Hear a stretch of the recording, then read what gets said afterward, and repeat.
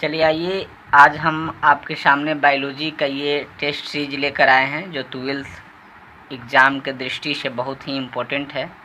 आप भी इसे लगाइए और देखिए आपका स्कोर क्या हो रहा है। चलिए आइए, 1 नंबर क्वेश्चन देखिए क्या कह रहा है कि गुणसूत्र के यूक्रोमैटिन की क्या विशेषता है। यानी गुणसूत्र के यूक्रोमैटिन की क्या विशेषता है। तो ये क्या होता है, इसका आनुवंशिकता सक्रिय होता है, इसकी सक्रिय होता है। चलिए 2 नंबर में आ जाते हैं। 2 नंबर क्वेश्चन क्या कह रहा है, 2 नंबर क्वेश्चन देखिएगा। 2 नंबर में कह रहा है कि जिम कॉर्बेट राष्ट्रीय उद्यान किसके लिए विख्यात है। तो ये जो विख्यात है आपका बाघ के लिए है। किसके लिए, बाघ के लिए है, यानी टाइगर के लिए है। क्वेश्चन पूछेगा कहाँ है, तो उत्तराखंड में है, यूके बोलते हैं उत्तराखंड में। उत्तराखंड में कहाँ है, नैनीताल जिला में है, नैनीताल जिला में है। और इसे कब बनाया गया था, 1936 ईस्वी में इसे बनाया गया था। 1936 में इसे बनाया गया था, 1936 में, 1936 में इसे बनाया गया था। इसको ठीक से थोड़ा लिख देते हैं, 1936 में उत्तराखंड के नैनीताल जिला में है। चलिए 3 नंबर क्वेश्चन देखते हैं। 3 नंबर क्वेश्चन में क्या कह रहा है, यहाँ देखिएगा आप ध्यान से। 3 नंबर क्वेश्चन में कह रहा है कि हाइब्रिड विगर यानी संकर शक्ति भी कहते हैं, निम्नलिखित में से किस घटना के कारण होती है। यानी किस घटना के कारण इसे व्यक्त किया जाता है। तो इसमें ध्यान रखिएगा, जो इसकी घटना होती है विषम युग्मजात होती है। लेकिन कुछ आपको हम एग्जाम्पल देके बता रहे हैं। जैसे 2 पुष्प है, एक रेड है, जैसे यहाँ देख लीजिए 2 पुष्प है, एक यहाँ रेड है और एक यहाँ वाइट है, वाइट पुष्प है, 2 पुष्प है, फ्लावर। अब यहाँ जो रेड वाला बनाता है ये अपना, यानी रेड वाला जो हाइब्रिड अपना शक्ति को तैयार करेगा रेड वाला, तो ये डबल करेगा और ये करेगा डबल। तो ये अकेला रेड वाला अपने साथ जो करेगा वह क्या कहलाएगा, अपने साथ जो कर रहा है शंकर कहलाता है। यानी सम वह क्या कहलाएगा, वो जो अकेले करेगा वह कहलाएगा आपका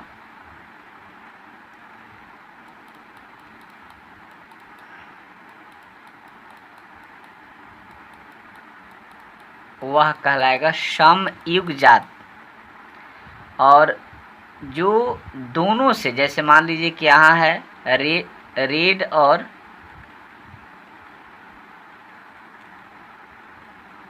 जो रेड और जैसे वहाँ हम वाइट लिखे हैं, यानी सफ़ेद जो पुष्प होगा,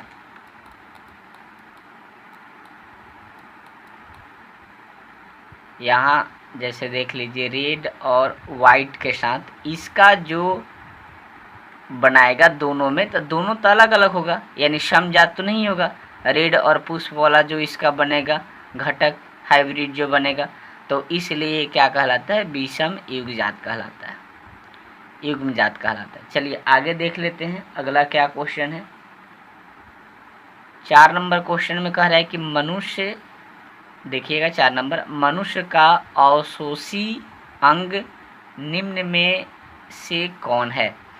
अवशोषी अंग के मतलब क्या होता है कि जो उनके अंगों को, जैसे आप पढ़े होंगे कि मनुष्य में जो टोटल अवशोषी अंग है वह है लगभग 180।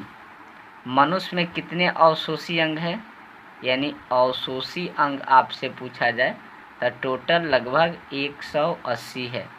मनुष्य में अवशोषी अंग टोटल 180 है, जिसमें मोलर, उदर की पेशियां, ये सब आ जाता है। तो इसमें पूछ रहा है कि कौन सा मनुष्य के अवशोषी अंग हैं, तो ये कौन सा आ गया, ये भी आ जाता है कॉकिक्स जो बोलते हैं इसको, कॉकिक्स, ये आ जाता है। याद रखिएगा अवशोषी अंग कितना, 180 होता है, लगभग 180। और एक चीज़ जरूर ध्यान रखिएगा, इसमें अवशोषी अंग क्या होता है, जो क्रियात्मक नहीं होता है, यानी क्रिया नहीं करता है। जो अवशोषी अंग होता है क्रिया नहीं करता है, 180 होता है, और इनमें से ये है, ये सब अंगूठा पीना ये सब नहीं, अवशोषी अंग नहीं कहा जाता। चलिए 5 नंबर में देखिए, 5वां क्वेश्चन क्या कह रहा है। 5वां में कह रहा है कि हीमोकोरियल अपारा निम्नांकित में से किस में पाया जाता है। अच्छा, एकरे को बोलते हैं, इसी को बोलते हैं हीमोकोरियल प्लेसेंटा, इसी को कहा जाता है, और हिंदी में ये बोलते हैं। कह रहा है कि किस में पाया जाता है। तो पहले थोड़ा सा इसके बारे में हम लोग समझ लेते हैं कि ये होता क्या है। देखिएगा, हीमोकोरियल जो होता है ये माता के गर्भाशय में पाया जाता है, माता के गर्भाशय में होता है। कहाँ होता है? गर्भाशय में, गर्भाशय।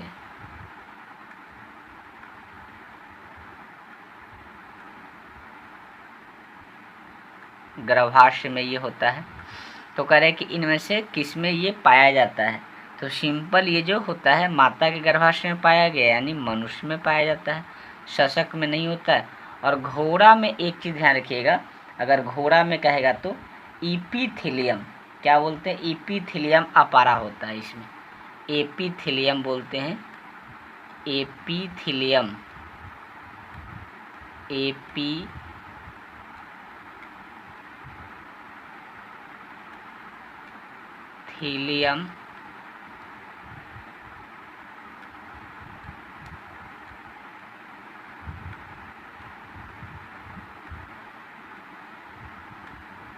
अपारा, एपिथेलियम अपारा। तो ये ध्यान रखिए घोड़ा में, और मनुष्य में कौन सा होता है, होमोकोरियल। चलिए आगे देख लेते हैं 6ठा नंबर क्वेश्चन, बहुत इंपॉर्टेंट क्वेश्चन है, आप मेरे साथ लगाते चलिए। कौन सा परागणकर्ता पुष्प की गंध से आकर्षित नहीं होता है। तो देखिए ये क्या है, कौन पुष्प, तितली पुष्प के पास तो जाती है, पक्षी भी चली जाती है, चमगादड़ भी प्रभावित होता है, लेकिन ये शलभ जो है ना, ये मूंग के दाल के जैसा होता है। ये सीधा सीधा कह दे कि ये दाल के भी रूप में होता है, हम इसे दाल के भी रूप में लेते हैं, मूंग के जैसा देखने में होता है। मूंग आप लोग देखे होंगे, ठीक उसी के जैसा ये देखने में होता है, दाल के जैसा। तो ये क्या है, ये आपका परागण पुष्प के गंध से आकर्षित नहीं होता है, क्योंकि ये नहीं उसको एथी कर सकता है। चलिए अगला देखते हैं 7 नंबर, मनुष्य में मात्रात्मक लक्षण का एक उदाहरण कौन सा है। यानी जब इसमें थोड़ा सा समझिएगा, मात्रात्मक के मतलब क्या होता है कि जब हम अपने जेनेटिक को बढ़ाते हैं तो उसका कुछ होता है, जैसे रंग के अनुसार हम पहचान करते हैं। जैसे देखिएगा, अगर आप सांवले हैं तो आपका लड़का लड़की अधिकतर ऐसी होता है कि समला ही होगा, लेकिन पत्नी के ऊपर भी होता है। तो उस जो क्रियाविधि होती है उसी को हम क्या कहते हैं, मात्रात्मक कहते हैं। तो ये किसके द्वारा अधिक होता है, त्वचा के द्वारा, यानी त्वचा के रंग के द्वारा होता है अधिक। ऐसे बाल का तो रंग सबका एक ही होता है, आँख का लगभग सबका एक होता है, लेकिन त्वचा अलग अलग होता है सबका। चलिए आगे देख लेते हैं 8 नंबर, वह कारक या एजेंटा जो कैंसर पैदा करता है, यानी कैंसर पैदा करता है, तो वह क्या है आपका, कार्सिनोजन। बी नंबर, कार्सिनोजन होता है जो कैंसर को पैदा करता है। इसमें इतना आपको ध्यान में रखना है। और ये क्या होता है, इसमें अल्ट्रावेव आप पढ़े होंगे, यूवी अल्ट्रावेव, यानी लगभग ये ओजोन परत, ये आपका एक, ये देखिए ये पृथ्वी है, अर्थ है ये, यहाँ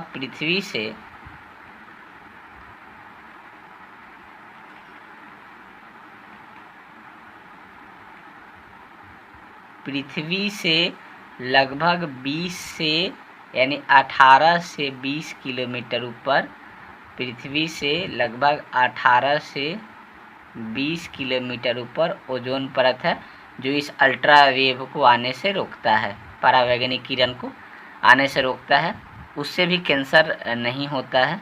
और इसमें छिद्र क्या होते हैं, तो क्लोरोफ्लोरोकार्बन के कारण होते हैं। क्लोरोफ्लोरोकार्बन कहाँ से अधिक निकलते हैं, प्रिंटिंग मशीन से, रेफ्रिजरेटर से, कार्ड छापने वाला जो सब मशीन होता है, ये सबसे अधिक से अधिक निकलता है। तो इसमें पूछ रहा है कि किसके कारण वो जो निकलता है वो बनाता है, जो उसके अंदर ये जो क्रियाविधि बनाता है, जो उसको संपन्न करता है, उसको बढ़ावा देता है, वह क्या होता है? कार्सिनोजेन होता है। तो अगर क्वेश्चन कर दे कि ये सब क्या है, यहाँ जैसे क्वेश्चन हम लिखे हैं यहाँ की कार्सिनोमा, तो ये एक कैंसर का ही प्रकार होता है। ये कैंसर ही है, एक तरह के कैंसर का ही प्रकार होता है, कैंसर का ही प्रकार है ये। चलिए आगे देख लेते हैं। 9 नंबर क्वेश्चन में क्या कर रहा है? न्यूक्लिक अम्ल कितने प्रकार के होते हैं? तो बहुत आसान क्वेश्चन है, 2 प्रकार के होते हैं। कौन कौन जी? तो DNA, इसी को ना बोलते हैं DNA, और दूसरा तो ऑटोमेटिक आपको याद आ गया होगा RNA, DNA,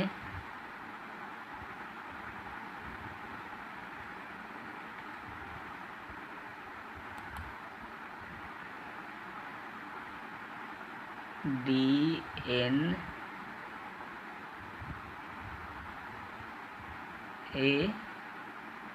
और दूसरा RNA।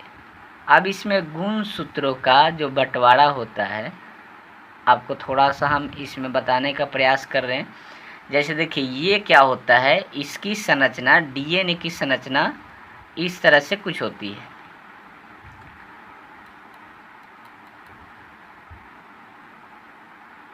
इस तरह से, और इसके बीच में श्रृंखला को दर्शाया जाता है, जिसमें 20 जोड़ी गुणसूत्र होता है। DNA में कितने गुणसूत्र होता है? 20 जोड़ी गुणसूत्र होता है। आप जानते हैं कि मनुष्य के शरीर में कितना होता है गुणसूत्र? 23 जोड़ा, यानी 46 होता है। और ये श्रृंखला जो होता है इस तरह से एकदम, ये केवल सिंगल जो दर्शाता है, ये आपका हो जाता है RNA का। किसका होता है? RNA का। RNA का हो जाता है, जिसमें 3 जोड़ा गुणसूत्र होता है। कितना होता है? 3 जोड़ी गुणसूत्र होता है। तो इसमें क्या करिएगा, यहाँ 20 दिया हुआ है, तो 20 में हम 2 से गुना करेंगे, तो कितना हो गया? टोटल 40 गुणसूत्र DNA में हो गया। और इसमें 2 से गुना करिएगा तो कितना हो गया जी? यहाँ हो गया आपका 6 गुणसूत्र, यानी टोटल को जोड़ने पर कितना गुणसूत्र हो जा रहा है? टोटल मानव में कितना गुणसूत्र होता है? 46 गुणसूत्र, यानी 23 जोड़ा इसको बोलिएगा। तो न्यूक्लिक अम्ल 2 होते हैं, DNA और RNA। DNA की संरचना वाटसन और क्रीकर ने किया था 1953 ईस्वी में। इसको थोड़ा सा देखिए, एक क्वेश्चन से हम कितना बता रहे हैं आपको, इसको ध्यान से आप देखिएगा। 1953 में वाटसन और क्रीकर ने, और उसी के सहायता से RNA को हरगोविंद खुराना ने व्यक्त किया था और वैज्ञानिकों द्वारा किया गया था। तो इसको आप ध्यान में रखिएगा। लगभग 1968 के आसपास, 86 भी है कहीं कहीं, तो इसमें ध्यान रखिएगा। इतना बस ध्यान रखिए। देखिए कितना ऑब्जेक्टिव निकल गया, बहुत सारा। चलिए अगला देखते हैं। अगला क्वेश्चन 10 नंबर कह रहा है कि एक पारी तंत्र में पहला ट्रॉफिक स्तर होता है। पहला चीज़ ध्यान रखिएगा, 2 चीज़ आपको मिलेगा बायोलॉजी में सबसे अधिक, उपभोक्ता और उत्पादक। तो देखिए सबसे पहला क्या कर रहा है, तो सबसे पहला कोई भी, जैसे आपको खाना खाना है तो पहले क्या करते हैं हम लोग? खाना को बनाते हैं ना, तब ना खाते हैं, पहले ही तो नहीं खा लेंगे। तो जो बनता है यानी तैयार करते हैं उसे क्या कहते हैं? प्राथमिक उत्पादक। और उसके बाद में क्या होता है, जैसे प्राथमिक उत्पादक, उसके रूप में जो श्रेणी बनता है उसके बाद वाला तो द्वितीयक उत्पादक कहलाता है। और जब उसका हम भोज्य करते हैं, खाते हैं उसको हमारे द्वारा, किसी जीव के द्वारा, तो वो उपभोक्ता कहलाता है। फॉर एग्जाम्पल में देख लेते हैं, जैसे घास है, घास के मैदान है, और घास के मैदान को अब किसी गाय हो गया, भैंस हो गया, किसी भी जानवर के द्वारा उसे खाया जा रहा है, तो घास क्या है? उत्पादक है। और वो जो जीव उसको ग्रहण कर रहा है वो क्या है? उपभोक्ता है। तो समझ में आया आपको? बहुत ही आसान। एक और एग्जाम्पल हम ले लेते हैं। जैसे मान लीजिए कि यहाँ आपके सामने यहाँ एक जगह यहाँ देखिए सांप है, और एक जगह यहाँ मोर है, और एक जगह यहाँ आदमी है। ठीक है, तो यहाँ क्या ये श्रेणी क्या बना, यानी ये श्रेणी बना कि ये आदमी चाहे यहाँ हम आदमी को हटा देते हैं, कीड़ा ले लेते हैं, कोई छोटा सा कोई कीड़ा है, मान लीजिए कोई कीड़ा है छोटा सा, जिसे सांप खा जाता है और सांप को मोर खा जाता है। तो ये क्या हो गया, पहला हो गया, पहला जो है ये प्राथमिक उपभोक्ता हुआ, दूसरा क्या द्वितीयक उपभोक्ता हुआ, और तीसरा क्या हो गया, ये मोर तीसरा उपभोक्ता। तो आपको श्रेणी समझ में आया होगा। तो इस तरह से आप करके क्वेश्चन को हल कर सकते हैं। आगे देखते हैं 11 नंबर क्वेश्चन में क्या कर रहा है कि कोशिकीय जीन का नाम बताइए जो सक्रिय होने पर कैंसर का कारण बन जाता है, यानी उसका क्या होता है। तो इसमें अभी हम आपको बताए हैं कि जब कैंसर का अल्ट्रावेव होता है तो उसमें क्या होता है, ऑन्कोजीन और उसके बाद में प्रोटो ऑन्कोजीन, यानी दोनों हो जाता है, इसलिए इसका आंसर कौन हो जाएगा, सी नंबर। चलिए 11 नंबर हो गया। 12 नंबर देखते हैं, बहुत ही अच्छा क्वेश्चन है।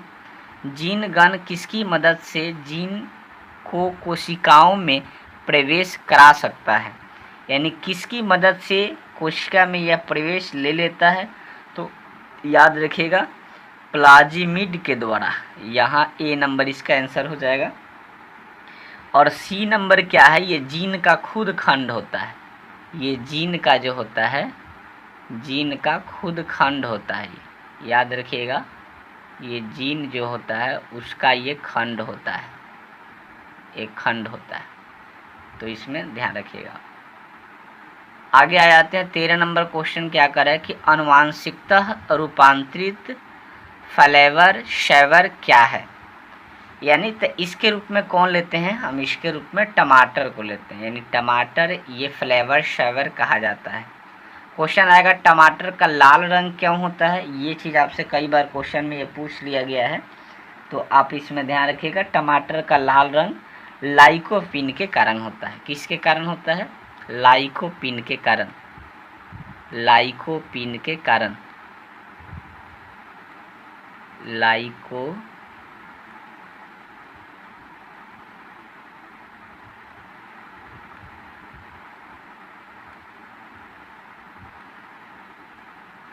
के कारण, लाइकोपीन के कारण। इसमें और ध्यान रखिएगा कि टमाटर, ये दो को क्वेश्चन हो गया। कपास से क्या होता है, कपास के रेशो के द्वारा, देखिएगा आप सुने होंगे, कपास के रेशो के द्वारा कपड़े को तैयार किया जाता है, ये सब ध्यान रखिएगा। तो चलिए अगला क्वेश्चन देख लेते हैं। 14 नंबर क्या कह रहा है, 14 नंबर क्वेश्चन में देखिएगा,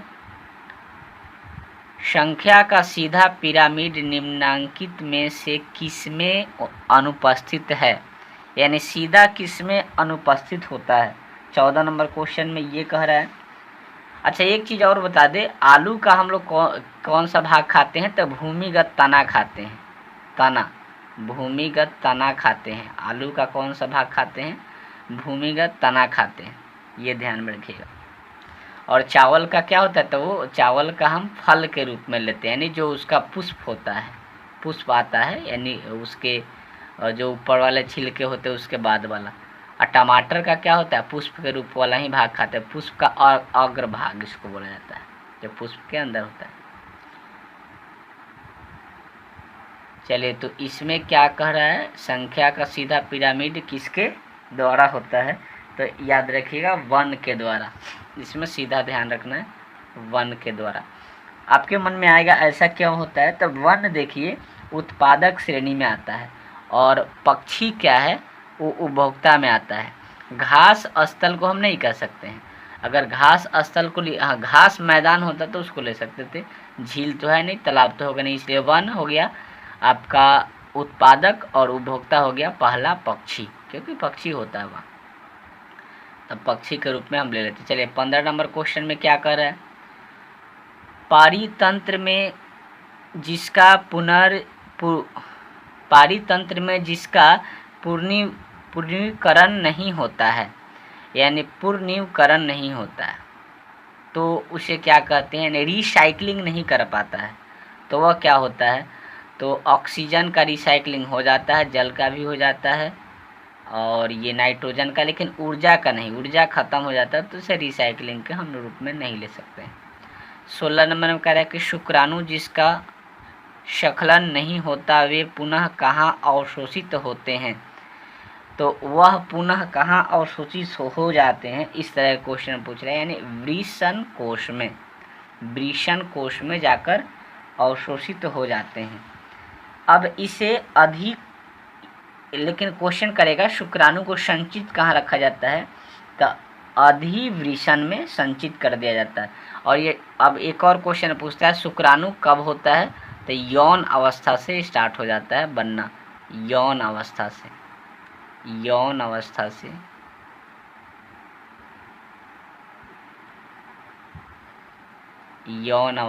शुक्राणु बनना स्टार्ट हो जाता है। 17 नंबर क्वेश्चन, संयोजी ऊतक किस भ्रूणीय परत से बनते हैं। 17 नंबर जो क्वेश्चन कर रहा है कि संयोजी ऊतक किस भ्रूणीय परत से बनते हैं। देखिए 17 नंबर स्क्रीन पर है, यानी आप बताइए किस भ्रूणीय परत से बनते हैं। तो ये क्या होता है, मीसोडर्म से बनता है, मीसोडर्म। अच्छा एक चीज़ और ध्यान रखिएगा, ये जो अगला जो दिया हुआ है, यानी ये सब जो बताया गया है, एक्टोडर्म, एंडोडर्म, मीसोडर्म, ये सब जो बताया गया है ऊतक का ही एक अंग है, ठीक ना, ऊतक का ही एक अंग है। और ऊतक का काम क्या होता है, यानी संयोजी ऊतक का काम क्या होता है, जोड़ना, सभी अंगों को जोड़ना। इसका काम क्या होता है, इसका काम होता है जोड़ना, इसका काम क्या होता है, जोड़ना। खाली ध्यान रखिएगा इतना, जोड़ना। क्वेश्चन पूछता है ब्लड क्या है, तो वो भी एक ऊतक ही है, ऊतक को हम इंग्लिश में टिश्यू बोलते हैं। तो चलिए आगे क्वेश्चन अगला देख लेते हैं। 18 नंबर में क्या करा है, एक्स गुणसूत्र कैसा होता है, यानी आपको ये बताना है कि एक्स गुणसूत्र कैसा होता है। तो एक्रोसेंड्रिक कैसा होता है, एक्रोसेंड्रिक, इसमें ध्यान रखिएगा, एक्रोसेंड्रिक।